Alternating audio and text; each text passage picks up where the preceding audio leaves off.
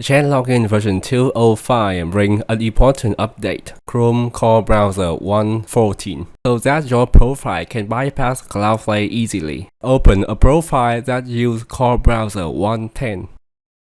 When accessing a website, CloudFlare will appear and check if your connection is clean. Even if you check the box, it would not bypass.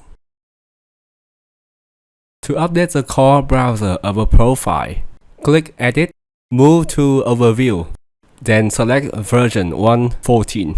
Click Update. Now let's try again and see if the profile can bypass CloudFlare. Yes, it works. How to update core browser of multi-profile? Select profile you want. Click Update Profile. Select version 1.14 and then Update. Wait until all profiles are updated. Now you are ready to use GenLogin version 2.05.